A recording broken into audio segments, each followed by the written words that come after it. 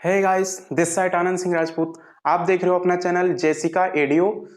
और आज हम बात करेंगे फिजिक्स का। हम सबका जो दूसरा लेसन चल रहा था force and law of motion का, ये तीसरा लेक्चर है और इसमें हम आज टॉपिक क्लियर करेंगे। उसमें सब कुछ बताया गया था। Newton first law of motion क्या है, इनर्शिया क्या होता है, मोमेंटम क्या होता है। अच्छा, अगर मोमेंटम की मैंने अगर बात किया था तो मैंने मोमेंटम को क्या बताया था। मोमेंटम, इसको जानेंगे तभी हम आगे प्रोसीड करेंगे। ओके, मोमेंटम क्या होता था? It is the product of mass into velocity. Means momentum को हम पी वेक्टर से डिनोट करते थे। ये क्या होता था? Mass into velocity. ओके, ये हम सबका मोमेंटम होता था। ठीक, और मैंने बताया था अगर कोई ऑब्जेक्ट अगर मोशन में तो उसमें ऑब्वियसली मोमेंटम होगा। ये बातें यहाँ तक क्लियर थी। और आज Newton first law of motion भी हो गया था। Newton first law of motion क्या था हम सबका? अगर कोई भी बॉडी अगर रेस्ट में है तो रेस्ट में रहना चाहेगी। अगर कोई भी बॉडी या ऑब्जेक्ट कोई मोशन में है तो मोशन में रहना चाहेगी। कब तक?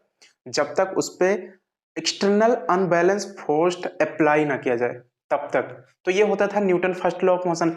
अब हम बात करेंगे इस लेक्चर में, हम सबका ये थर्ड लेक्चर है, इसमें बात करेंगे हम Newton second law of motion की। ओके, इसमें हम बात करेंगे Newton second law of motion. थोड़ा इसमें कुछ लेगा। Newton second law of motion, ठीक है, that is F is equal to M A. ये हम सब देखेंगे, ये डेरिवेटिव, ये प्रूफ भी करेंगे हम सब कि कैसे आता है F is equal to M A. Okay, देखो इधर Newton second law of motion अगर जब बताया जाएगा ना तो इसमें एक थ्योरी दी हुई है। एक इसमें थ्योरी दी हुई है, उसको पहले क्लियर करेंगे।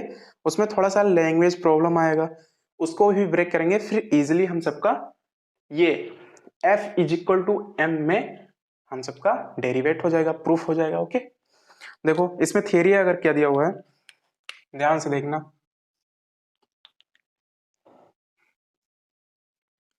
The rate of change of momentum, the rate of change of momentum of a body is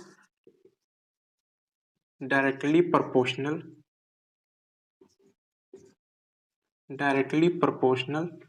to the applied unbalanced force in the direction of force।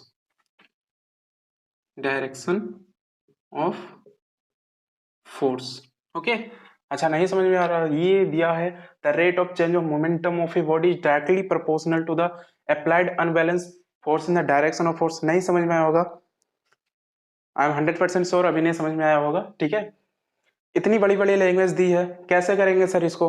ठीक है, चलो देखते हैं। इसको हम लैंग्वेज प्रॉब्लम को क्या करते हैं? ब्रेक करते हैं। और अगर हम ब्रेक इसको करेंगे तो हम सबका ये डेरिवेट हो जाएगा। क्या डेरिवेट होगा? That is F is equal to M में। ये क्या था? F means force, M means mass, ये मीन्स एक्सेलरेशन। ठीक, देखो चलो इसको डेरिवेट करते हैं हम सब। ये हम सबका क्या था? एक थियरी था।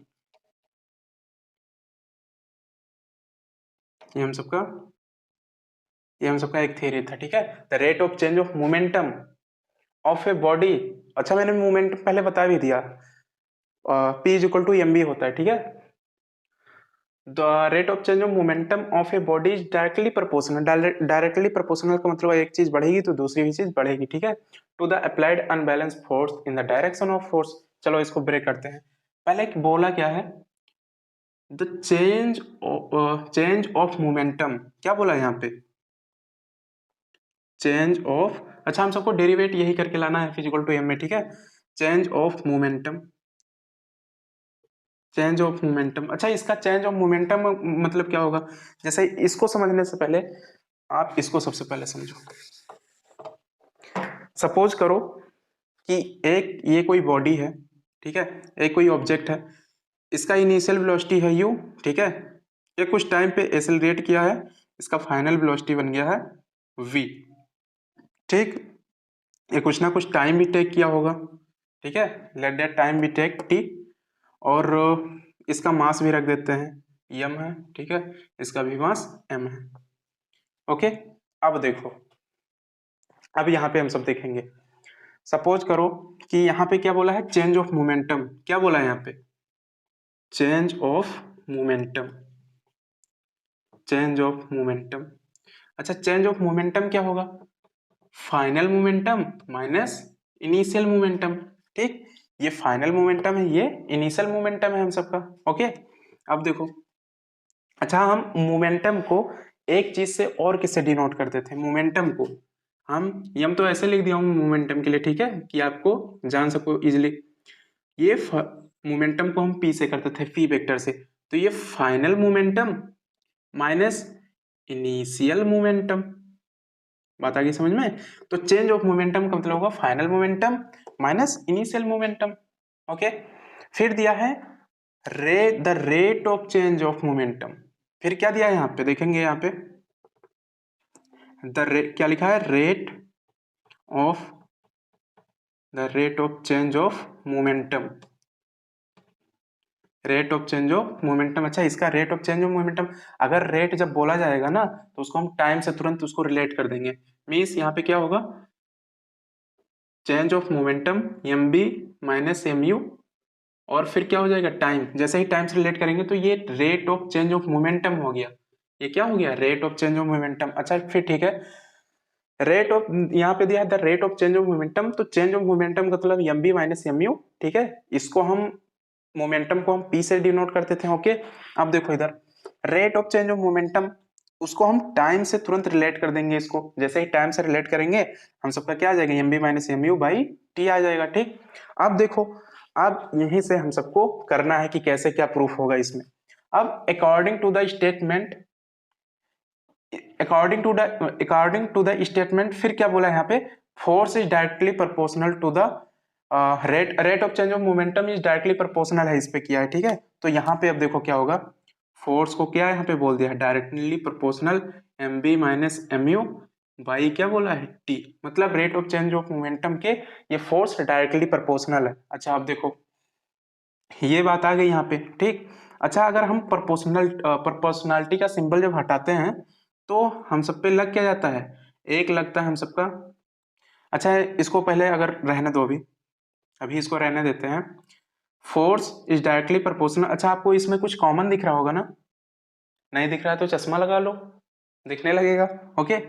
यम मास यहाँ पे कॉमन दिख रहा है, तो मास को हम क्या कर लेते हैं, कॉमन कर लेते हैं, बचा क्या, बचा यहाँ पे क्या है, v माइनस और यहाँ पे क्या बचा है, u बचा बाई हम सबका t हो गया। अच्छा ये वाला जो मैं बता रहा हूँ एक्स्ट्रा टॉपिक करके, इसी आप मेरे चैनल पे जेसिका ईडीयू पे देखेंगे, तो इसको मैंने पहले से ही बना दिया है, ओके। तो ये समझ लो कि आप सबका रिवाइज हो रहा है, अगर ये नहीं समझ में आ रहा उसको देखो, वो नहीं समझ में आ रहा है इसको देखो, समझ में आएगा कैसे क्यों नहीं, ठीक है।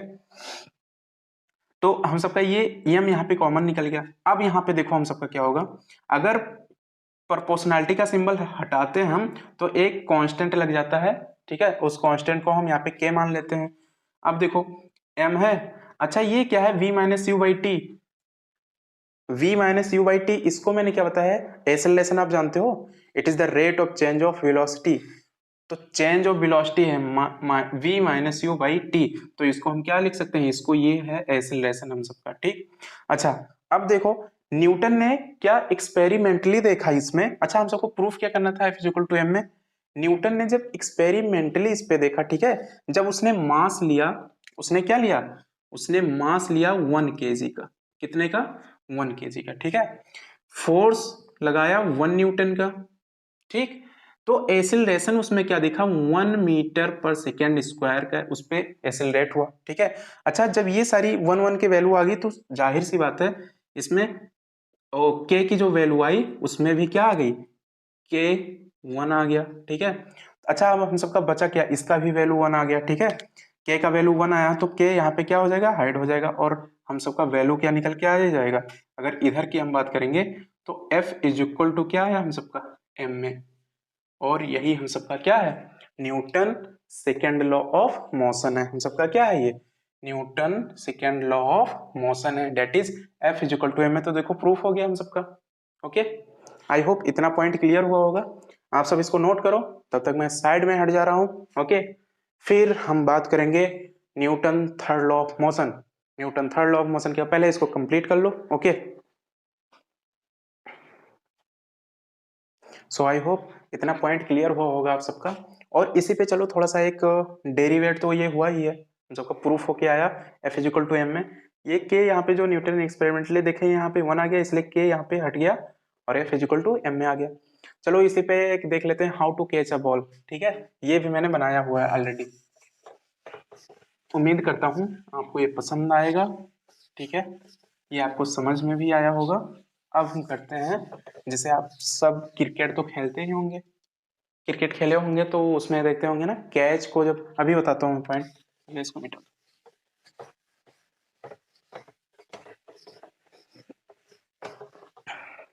ओके, हम सबका एक नेक्स्ट टॉपिक है, ये किस पे डिपेंड है, how to catch a ball, how to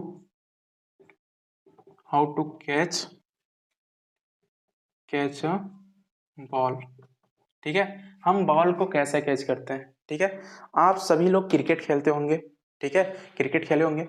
जब बॉल क्या आती है, जब बॉल बहुत ऊपर से आती है ना, अगर हम अपना हैंड ऐसे करके कांस्टेंट करते हैं, एक जगह पे रोके रहते हैं, अब बॉल को क्या करते हैं, तुरंत कैच करते हैं उसको, तो बहुत तेज से हमको हिट कर जाती है वो, बहुत तेजी से उसका फोर्स, उसके फोर्स का इम्पैक्ट बहुत तेजी से पड़ता है बॉल का। अगर वही चीज सेम, अगर ऐसे करके बॉल आ रही है वहां से, ठीक है, और मैंने उसको कैचिंग ऑफ टाइम को इंक्रीज कर दिया, कैचिंग ऑफ टाइम को जैसे इंक्रीज करेंगे, हम सबका क्या हो जाएगा, थोड़ा सा भी हम सबके हैंड पे उस बॉल का फोर्स का इम्पैक्ट थोड़ा सा भी नहीं पड़ेगा। ओके, तो ये किस प्रकार से होता है, ये भी न्यूटन सेकेंड लॉ पे ये क्या करता है, डिपेंड करता है। तो देखो, देखेंगे यहाँ पे कैसे होगा। सपोज करो कि ये कोई खिलाड़ी है, ये कोई खिलाड़ी नहीं है, ये आप हो। आप देखो कितने प्यारे हो तुम सभी, ये क्या बात, तुम्हारे जैसा लग रहा है। ये देखो क्या हेयर्स हैं इसके, इसके हेयर्स बहुत अच्छे हैं, ये आप हो। ठीक, ऐसा कपड़े वपड़े भी पहना दिया जाए इसको, ऐसे करके कितने प्यारे लग रहे हो ना। मेरी बात मत करना, मैं तो स्मार्ट ही हूँ। ठीक है, ये तुम सब हो। ठीक, चलो आते हैं पॉइंट पे अपने, how to catch a ball.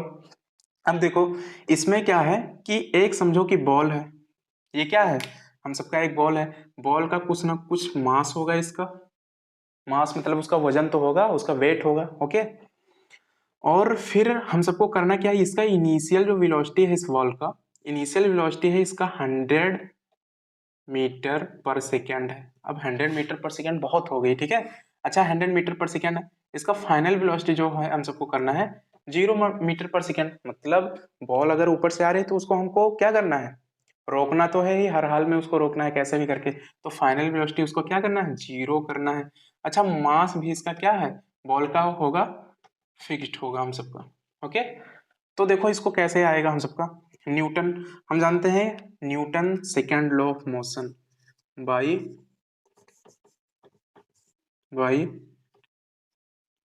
By Newton, by Newton second law जानते हो ना। न्यूटन सेकेंड लॉ क्या था, सेकेंड लॉ ऑफ मोशन क्या था, F is equal to M में, यही तो आया था हम सबका, मेनली यही आया था, F is equal to M में। अच्छा देखो, इसी से हम सबका ये भी आ जाएगा कि अगर अगर हम हाथ यहाँ पे किए हैं, बॉल को कैच करते हैं तो बहुत ज्यादा हिट करती है, चोट लग जाती है हमको तुरंत। अगर बॉल ऊपर से आ रही है, हम कैचिंग टाइम को इंक्रीज करते हैं, तो हम सब पे उस बॉल के फोर्स का इम्पैक्ट कम पड़ता है हमारे हैंड पे। चलो देखते हैं। अब देखो, force is equal to mass है, ठीक है। अच्छा, एसिलरेशन, एसिलरेशन मीन्स क्या होगा, एसिलरेशन क्या होता है, मैंने बताया था एसिलरेशन क्या, मैंने बताया था the rate of change of velocity is called acceleration.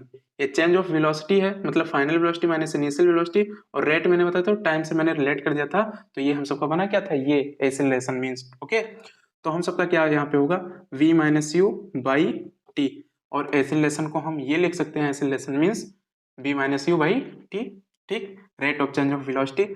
अब देखो फोर्स इज इक्वल टू, अच्छा ये बताओ यहाँ पे जो ये है मास, ये किसका मास है? इस बॉल का मास है। किसका मास है? बॉल का, ठीक है।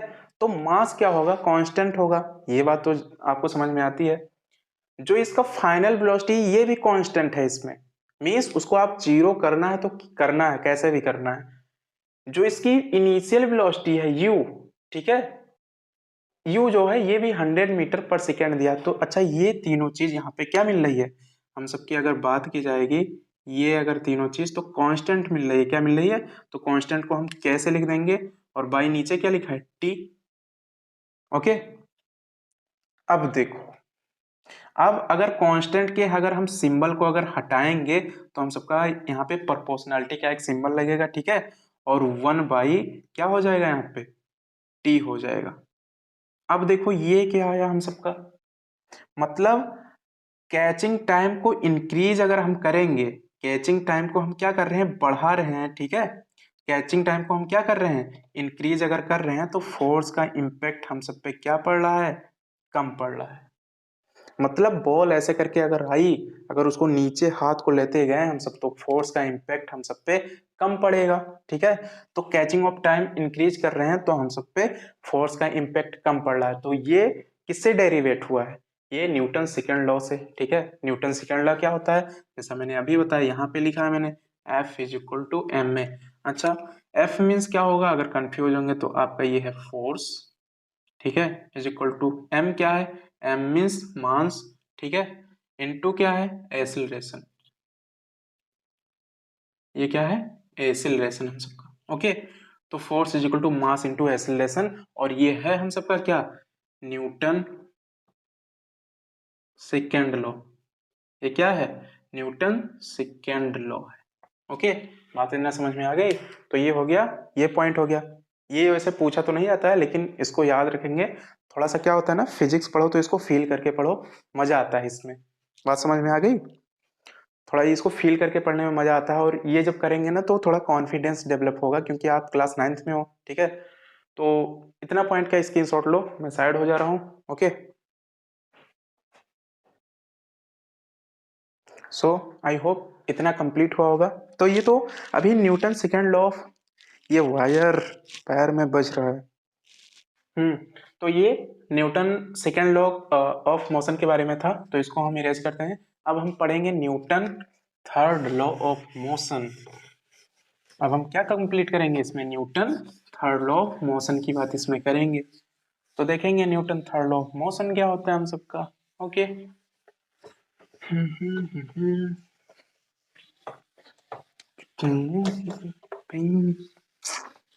फिजिक्स, फिजिक्स में मजा ही मजा है, पूछो ही मत।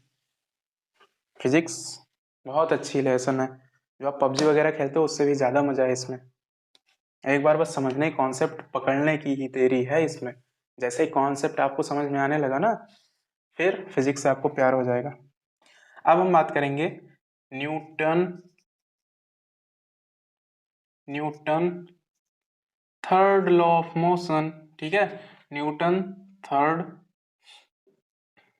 Law of motion. अच्छा, Newton third law of motion क्या होगा, ठीक है।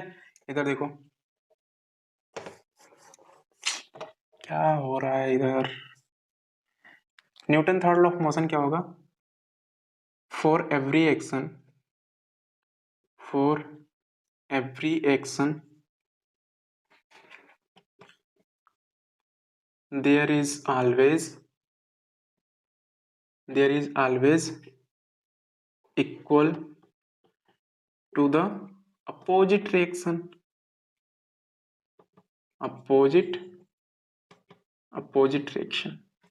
For their every action there is always equal to the opposite reaction means क्या होगा कि मैं, आप वहां पे समझ लो कि सीट पे बैठे हो, मैं आपको एक पंच ऐसे करके हिट करूं, एक पंच बहुत तेजी से मारा, तो सेम उतना ही फोर्स इंपैक्ट हमारे हाथ पे भी होगा।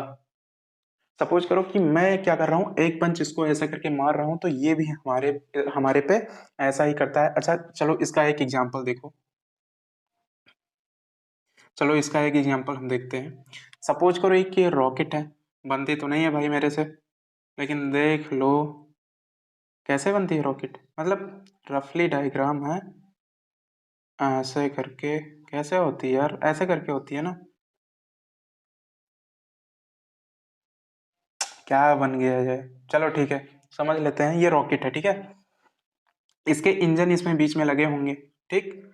ये क्या कर रही है, अब लॉन्च होने जा रही है, ठीक है। पीछे से इसके नीचे से फ्यूल जानते हो कितना तेजी से बर्न होता है ना, नीचे इसका फ्यूल इतनी तेजी से बर्न होता है, और इसके धुएं जानते हो कितना तेजी से निकलते हैं। इसलिए जब लॉन्च करते हैं ना, तो वहां वहां भी कोई शहर या कोई टाउन या कोई विलेज या कोई डिस्ट्रिक्ट वो वहां पे नहीं होता है, ठीक है। वहां पे क्या होता है, बिल्कुल सुनसान जगह पे होता है। इसके क्योंकि धुएं ना इतना, मतलब धुआं इसका जो होता है पीछे का इतना तेजी से निकलता है, और आप जानते हो धुआं जितनी तेजी से निकलता है ना, ये एयर इसके पार्टिकल होते हैं। एयर पार्टिकल्स पे ये क्या करता है, इतना तेजी से ये क्या अपना फोर्स इंपैक्ट करता है उस पे, एयर पार्टिकल्स पे, उतनी ही तेजी से ये क्या करती है, रॉकेट निकलती भी है, ठीक है, उड़ती भी है। तो ये हो गया Newton third law of motion का ये एग्जांपल में, आप इसको भी रख सकते हो। क्यों, क्योंकि इंजन तो स्टार्ट भी हुआ है उसका, लेकिन इसको और तेज भगाने का काम कौन कर रहा है, हमारे इस एनवायरमेंट में एयर पार्टिकल भी हैं, जानते हो, हवा के छोटे छोटे कण भी हैं, ठीक है। तो उस पे क्या करता है, धुआं बहुत तेजी से, इसका फ्यूल बर्न जब होता है ना, जब इसका बहुत तेजी से फ्यूल बर्न होगा, उतनी स्पीड से ये उड़ेगी भी। बात समझ में आ गई। तो ये था हम सबका Newton third law of motion, ठीक है। For there every action there is always equal to the opposite reaction, ठीक। ये बहुत ईजी है, अगर न्यूटन लॉ में पूछा जाएगा, ठीक है, तो न्यूटन फर्स्ट लॉ में शायद आप सब अगर कोई पूछे तो शायद कंफ्यूज हो सकते हैं। सेकंड में क्या है, डेरिवेशन है, तो उसको तो बता ही सकते हो, एफ इक्वल टू एम में। लेकिन थर्ड वाला क्या है, सबसे इजी है इसमें, ठीक है। एक्शन रिएक्शन ऐसे बोल सकते हो, इसमें क्या बोल सकते हो, इसमें क्या होता है, एक्शन, ठीक है, और फिर क्या होगा, एक्शन एंड रिएक्शन। ये हम सबका कौन सा लॉ है, ये हम सबका होगा थर्ड लॉ, ठीक है, न्यूटन, ये थर्ड लॉ हम सबका होगा। तो आई होप इतना पॉइंट क्लियर हुआ होगा, तो मैं साइड में हट जा रहा हूँ, इसको नोट करो। ओके, सो आई होप इतना तो हो गया होगा आप सबका। अब हम बात करेंगे Newton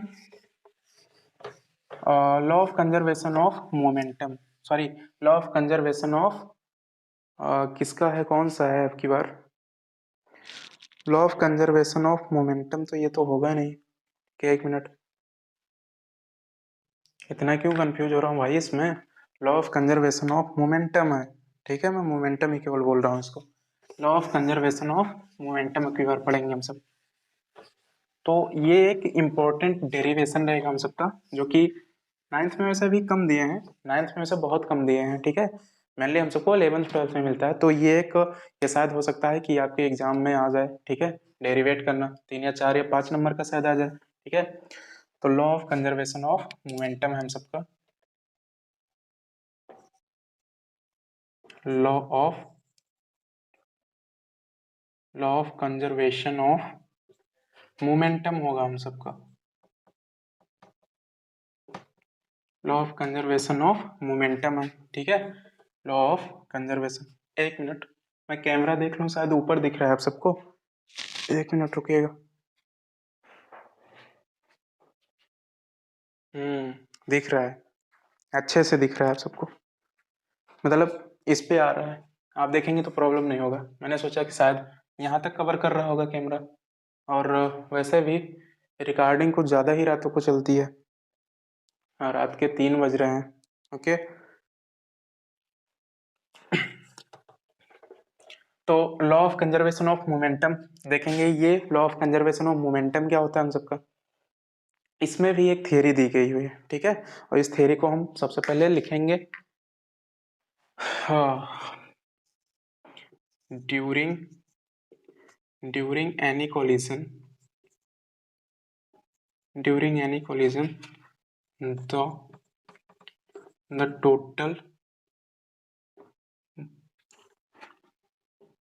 the total momentum before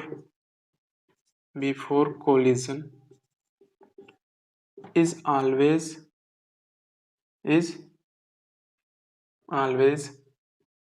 equal to the total momentum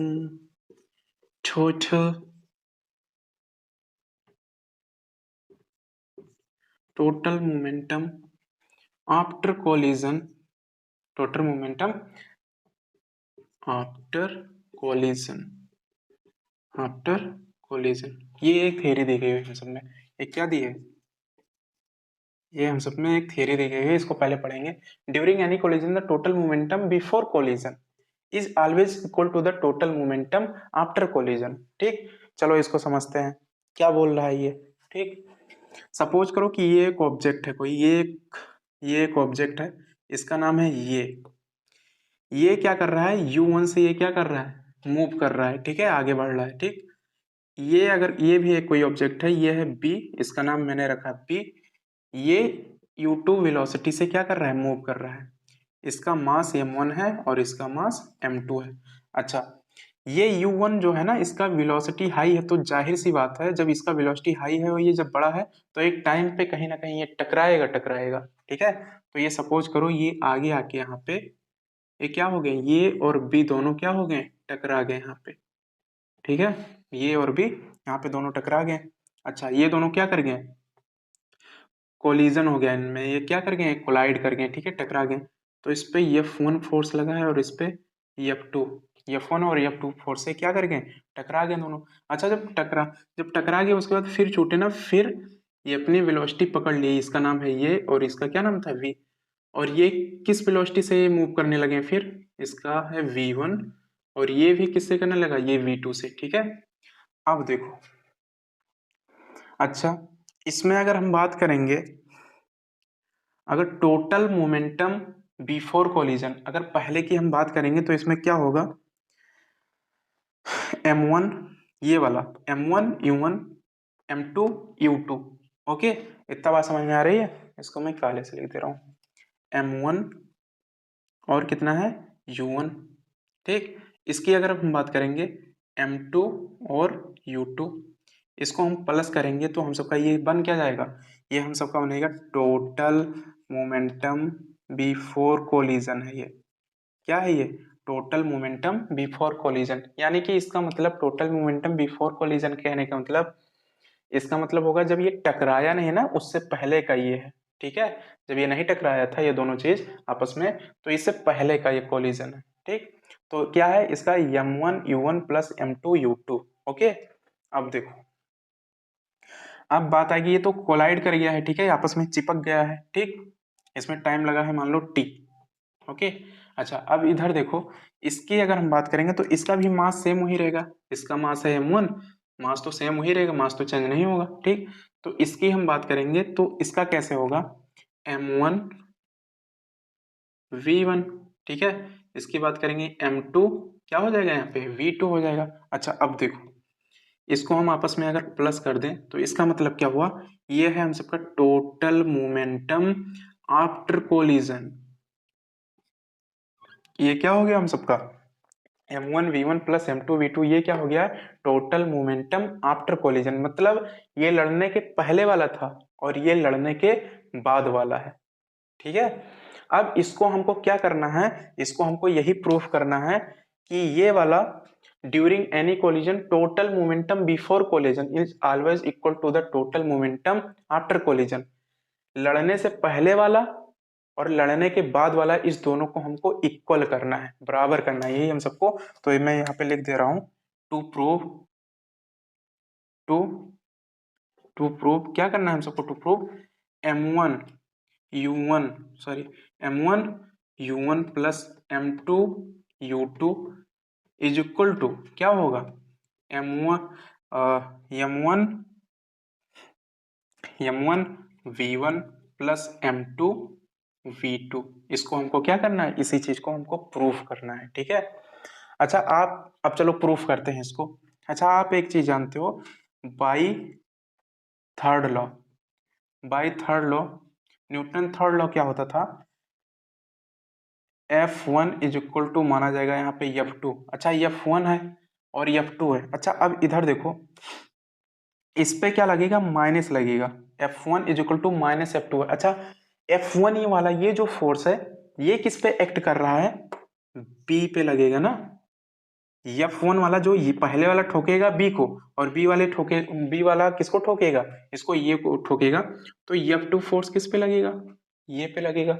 तो इसीलिए बाई थर्ड लॉ हम जानते हैं। अच्छा, थर्ड लॉ क्या होता है, for every action there is always equal to the and opposite reaction, for every action there is always equal and opposite reaction होता है। तो यहाँ पे F1 है इज इक्वल टू F2 है, ठीक है, लेकिन यहाँ पे डायरेक्शन यहाँ पे बदल गया है, यहाँ पे माइनस इसीलिए लग गया है, ठीक है। अच्छा, एक चीज आप और जानते हो, अगर मैं यहाँ पे बात करूं Newton second law of motion की, ठीक है, अगर मैं बात यहाँ पे कर रहा हूं सेकेंड लॉ ऑफ मोशन। अच्छा, सेकेंड लॉ की अगर बात करूंगा, सेकेंड लॉ, ठीक है, तो सेकेंड में क्या होता है, F इज इक्वल टू क्या होता है, एम में, ये क्या होता है, F is equal to M में। चलो अब हम इसको प्रूफ करते हैं, और प्रूफ करके हमको लाना क्या है, लाना हम सबको ये चीज है, ठीक है, total momentum before collision is always equal to total momentum before collision, इसी चीज को हमको लाना है। अच्छा चलो ठीक है, देखते हैं अब इसमें एफ वाला, एफ, अच्छा फोर्स इज इक्वल टू होगा क्या, सेकंड लॉ में आप पढ़े हो F is equal to M में होता है, तो F1 किस पे, F1 जो फोर्स है ये किस पे लग रहा है, बी पे, तो यानी कि F इज इक्वल टू आएगा क्या, F is equal to M में होता है, यानी सेकंड इक्वेशन आप जानते हो, force is equal to mass into acceleration, लेकिन F1 वाला फोर्स किस पे लगा रहा है, 2 पे लगा रहा है, तो मास भी दूसरे का आएगा, एक्सीलरेशन भी दूसरे का आएगा। अच्छा, इज इक्वल टू माइनस यहाँ पे लगा तो माइनस लगाओ, F2 फोर्स किसको ठोका है, मतलब ठोकने का कहने का मतलब इसको किस पे हिट, ये कोलाइड क्या है, तो ये F2 फोर्स किस पे लगा रहा है, ये वाले पे, ठीक है, यानी कि पहले पे लगा रहा है, किस पे लगा रहा है, ये पहले पे लगा रहा है, तो F force is equal to क्या होगा, मास इंटू एक्सेलरेशन, तो पहले का मास और पहले का एक्सेलरेशन आएगा, ठीक है, इतनी बात समझ में आई। अब चलो आगे देखते हैं। अच्छा, M2 है, अच्छा एक्सेलरेशन आप जानते हो, एक्सेलरेशन क्या होता है, it is the rate of change of velocity, तो ये 2 का है, यानी कि दूसरे का final velocity minus initial velocity, ठीक है, ये फाइनल वेलोसिटी है और ये क्या है, इनिशियल वेलोसिटी है, तो ये 2 है यहाँ पे ना, तो दूसरे की बात हो रही है ये। अच्छा ये देखो, ये चीज पहला u1, और यहाँ पे क्या है, u1 है और v1 है, ये पहला हो गया। दूसरे की बात करेंगे तो u2 है और यहाँ पे v2 है, ये दूसरा हो गया। इसको अच्छे से समझना, फिर से देखना इसको, ये फाइनल वेलोसिटी, इस अब पहले की बात करेंगे तो ये फाइनल वेलोसिटी है, ये इनिशियल वेलोसिटी है। दूसरे की बात करेंगे तो ये फाइनल वेलोसिटी है, ये भी इनिशियल वेलोसिटी है, ठीक है, ये दूसरा पॉइंट है, तो यहाँ पे दूसरा लिखा है ना, ये 2 लिखा है, तो यहाँ पे दूसरा भी आएगा यहाँ पे, तो क्या हो जाएगा, हम सब जानते हैं normal acceleration is equal to क्या होगा, it is the rate of change of velocity, तो v2 माइनस v2 हो जाएगा यहाँ पे, v2 माइनस u2 बाई क्या हो जाएगा यहाँ पे t इज इक्वल टू क्या होगा, m1 हो, m1 को यहाँ पे सेम उतारो ऐसे करके, एक्सेलरेशन 1 का है तो पहले का पूछा है, तो final velocity minus initial velocity, तो यहाँ पे क्या आएगा, v1 minus u1, okay, by क्या हो जाएगा, टाइम हो जाएगा हम सबका, क्या होगा यहाँ पे, टाइम हो जाएगा हम सबका। अच्छा, अब देखो इसमें में से आपको कुछ दिख रहा है कैंसिल होगा, ये टाइम से टाइम यहाँ पे कैंसिल हो रहा है हम सबका। अच्छा, अब देखो, अब ये चीज एक बार m2 u2 में मल्टीप्लाई होगा, m2 फिर u2 में मल्टीप्लाई होगा, ठीक है, फिर इज इक्वल टू दिया है m1 इसमें भी मल्टीप्लाई होगा और इसमें भी मल्टीप्लाई होगा। अच्छा, अब देखो इधर देखो, इस पॉइंट को मैं इधर लिख रहा हूँ, ठीक है, तो m2 से इधर शायद आपको दिख रहा होगा, m2 से एक बार इसमें, फिर m2 से एक बार इसमें, ठीक है, और टी यहाँ पे नीचे कैंसिल हो गया क्योंकि इक्वल टू का साइन सिंबल लगा था इधर, ठीक, इधर देखो, तो यहाँ पे हो क्या जाएगा, m2 ये इसमें मल्टीप्लाई किया तो m2 u2, और प्लस यहाँ पे आगे प्लस लगा हुआ है लेकिन हिडन है, ठीक है, और माइनस यहाँ पे, तो प्लस माइनस क्या होगा, माइनस होगा, m2 और इसमें u2 में मल्टीप्लाई होगा तो क्या हो जाएगा, u2, okay, is equal to का सिंबल लगा है, इज इक्वल टू का सिंबल लगाएंगे हम। इसके बाद इसमें एक बार m से u1 में और फिर v1 में मल्टीप्लाई होगा, तो m1 फिर यहाँ पे क्या दिया है v1, ठीक। फिर इसमें हम मल्टीप्लाई करेंगे तो प्लस यहाँ पे क्या दिया है, अच्छा सॉरी यहाँ पे मैंने सिंबल लगाना भूल गया था ना, देखो यहाँ पे माइनस है तो यहाँ भी क्या होगा माइनस ही होगा, और फिर m1 तो रहेगा ही। तो m1 से इसमें जब जाएगा, जब मल्टीप्लाई करेगा तो m1 से इसमें एक बार और m1 से इसमें, तो यहाँ पे क्या लगेगा हम सबका माइनस लगेगा। बात आ गई समझ में। तो माइनस प्लस माइनस होगा, तो माइनस m1 और u1 हुआ, सॉरी v1 हुआ, और यहाँ पे प्लस दिया है और यहाँ पे माइनस दिया, यहाँ पे माइनस, तो माइनस माइनस आप जानते हो प्लस होता है, ठीक है। तो m1 है और क्या है u1 है। बात समझ में आ गई। अच्छा अब देखो v वाले टर्म को हम एक साथ कर लेते हैं, एक साइड में कर लेते हैं। तो v वाला टर्म एक साइड में अगर हम करेंगे तो क्या हो जाएगा हम सबका, ये वाले इस वाले टर्म को हम इस वाले टर्म को इधर हम लाते हैं तो हो जाएगा हम सबका क्या लिखा है वहां पे। अच्छा ये इज इक्वल टू के उधर जब लाएंगे तो ये माइनस में है तो प्लस में आ जाएगा इधर, तो m1 हो गया और क्या हो गया v1, ओके। ये प्लस में हो जाएगा m2 ये वाला और ये v2, okay. Is equal to का सिंबल लगा, इज इक्वल टू का सिंबल लगाओ। m1 है इधर प्लस में है और u1 है। अच्छा इस चीज को अगर इज इक्वल टू के इधर जब लाएंगे इस चीज को तो ये कैसा हो जाएगा, ये माइनस है तो ये हम सबका प्लस हो जाएगा। फिर क्या हो जाएगा m2 हो जाएगा और ये कहाँ पे हो जाएगा u2, और ये चीज आ क्या गई, यही देखो हमको प्रूफ करना था। क्या करना था हमको, यही चीज हमको प्रूफ करना था कि m1 v1 plus m2 v2 is equal to m1 u1 plus m2 v2, और यही चीज सेम हम सबका है m1 v, ये इधर देखो m1 u1 plus m2 u2 m2 u2। अब देखो m1 u1 है, m1 v1 है, m1 v1 है प्लस m2 v2 है, m2 v2 है। हम सबका ये प्रूफ हो गया। अच्छा प्रूफ क्या हुआ हम सबका, ये क्या हम सबका आया है, थोड़ा सा ध्यान देंगे, ये वाला टर्म इधर चला गया है, ये जो पहला वाला आया है इधर चला गया है, और ये जो दूसरे वाला आया है ये इधर आया है, तो इसमें कंफ्यूज नहीं होंगे, ये बात सेम वही है। कान चाहे इधर से पकड़ लो चाहे इधर से पकड़ लो, सेम एक ही बात है, ओके। अच्छा ये वाला जो आया है ये क्या है, ये टोटल मोमेंटम क्या है, ये टोटल मोमेंटम क्या है, ये बिफोर कोलिजन का है, जब ये टकराया नहीं था तब का, ठीक है। तो ये इसको हम एक टर्म ऐसे भी लिख सकते हैं, टोटल इनिशियल मोमेंटम है, और ये टोटल फाइनल मोमेंटम भी इसको बोल सकते हैं, या तो इसको, अच्छा ये क्या होगा टोटल मोमेंटम क्या आएगा, ये हम सबका होगा बिफोर कोलिजन का, किसका होगा before collision is always equal to क्या था total momentum after after collision, ठीक है। ये हमेशा दोनों क्या होते हैं इक्वल होते हैं, और इसी चीज को हमको प्रूफ करना था, और ये चीज हम सबका क्या हो गया प्रूफ हो गया, ओके। बात आ गई समझ में। तो आई होप इतना पॉइंट आप सबको समझ में आया होगा, और इसी चीज के साथ दोस्तों हम सबका क्या हो गया, ये पॉइंट हम सबका खत्म हो गया, मतलब ये लेसन ही टोटल खत्म है, ओके।